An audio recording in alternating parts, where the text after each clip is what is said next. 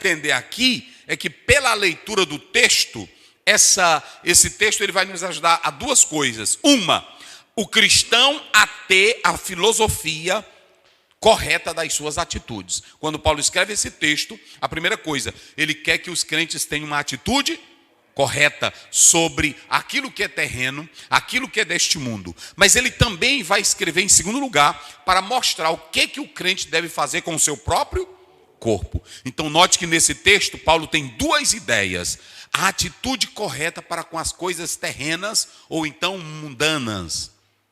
Quer dizer que eu sou crente, eu não posso andar de carro? Pode. Eu não sou crente, eu não posso beber um refrigerante? Pode. Eu não sou crente, eu não posso ir a um que mais aí?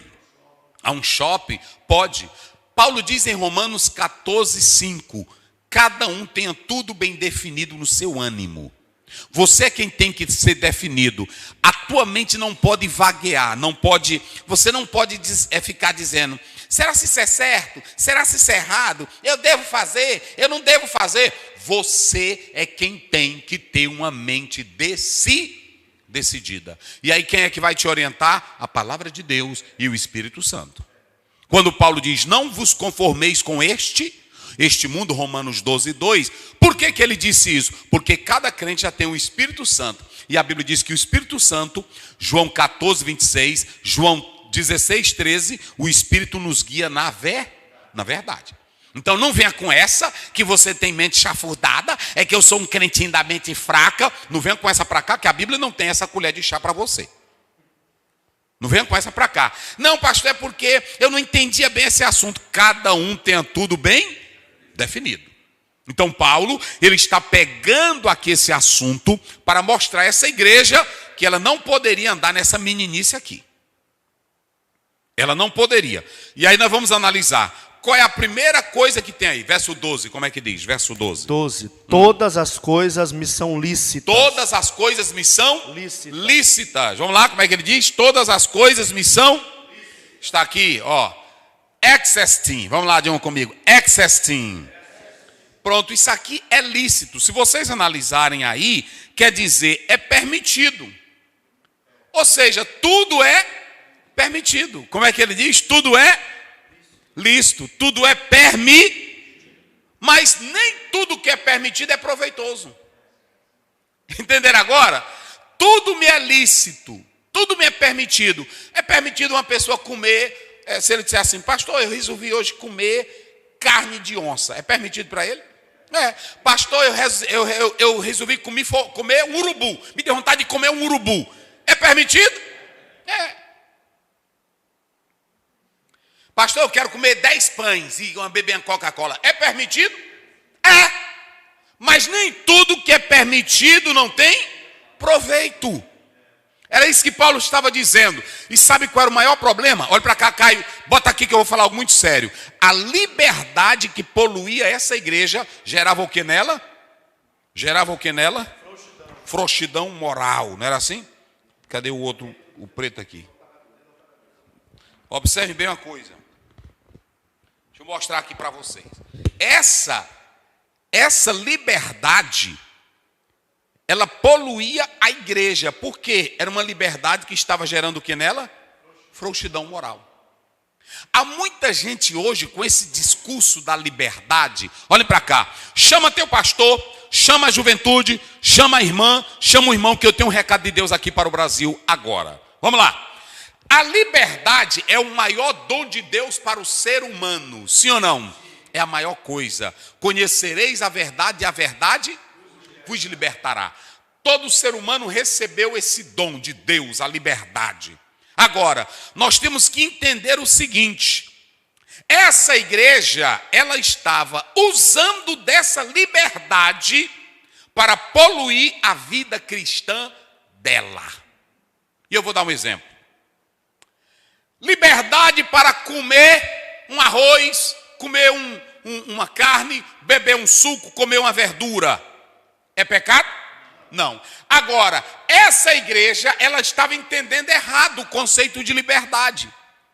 Eles achavam que assim como era um desejo normal, querer comer um arroz, querer comer um feijão, também era a mesma coisa liberdade, querer fazer sexo.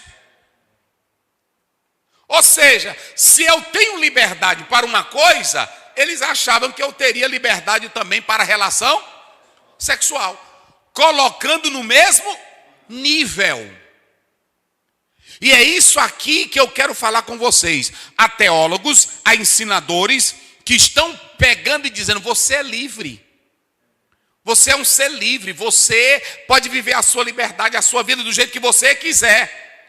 Mas tem coisas que são liberais, que não vão afetar em nada a minha vida espiritual. Agora, já a liberdade aqui no texto, quando Paulo diz tudo me é lícito, mas ele estava falando de liberdade que não complicaria a nossa vida espiritual. Mas no próprio texto, ele já fala do que o crente não era livre. Ele diz claramente no texto, o que não é livre? Já estava declarado que o pecado não era. O cristão não poderia pecar. Então, desde o livro de Gênesis até aqui, o pecado sempre foi visto como algo imoral, como algo impuro, que o próprio apóstolo São Paulo, ele fala dessa impureza. Ou seja, quando você analisa, tem coisas que não vão complicar a minha liberdade em Cristo. A comida, gente, ela é neutra. A comida não implica na minha salvação, de maneira nenhuma. Agora, quando eu entro para determinado tipo de comida ou bebida, que eu já perco o controle, aí isso vai trazer sérias consequências para mim. Então você tem aqui uma liberdade que vai afrouxar. Por quê? Porque eles querem tratar a mesma liberdade de comer um arroz, comer um feijão, comer uma carne, eles queriam tratar da mesma forma como desejo sexual. Ah, se eu tenho liberdade para comer isso aqui, eu tenho liberdade para fazer sexo. Aí o apóstolo São Paulo, ele aqui vai mostrar que nem toda liberdade é proveitosa. Nem toda liberdade convém. Nem toda liberdade, ele está dizendo aí, é útil. Então é muito importante que vocês atentem para isso aqui, porque Paulo, ele vai começar a mostrar esse princípio da liberdade, mas ele começa mostrando esse princípio da liberdade, e ele está mostrando uma liberdade que em nada vai afetar a minha vida, mas uma liberdade que vai me levar para uma frouxidão moral. Então o que tem hoje de teólogos, estudiosos aí na televisão, a vida é sua, faça o que você quiser, não é bem assim. E nós temos que entender esse conceito aqui de liberdade dentro da visão do apóstolo São Paulo. O próprio Paulo, ele vai dar esse conceito aí. Vamos ver aí, verso 15, verso 16 e o verso 19. Não sabeis vós que os vossos corpos são membros de Cristo? Tomarei, pois, os membros de Cristo e falo-os-ei membros de uma meretriz? De certo que não. Ou não sabeis que o que se ajunta com a meretriz faz-se um corpo com ela? Sim. Porque serão dois numa só carne.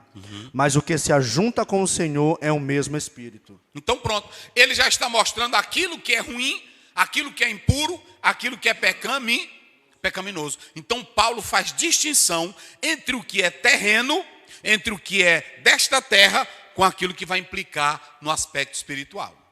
Então ele mostra que não está no mesmo nível a liberdade da comida, não está no mesmo nível da liberdade da relação sexual. Enquanto a relação sexual, que aí no texto é porneia, essa relação sexual, ele está dizendo, não deem espaço para ela na vossa vida, porque isso é pecado.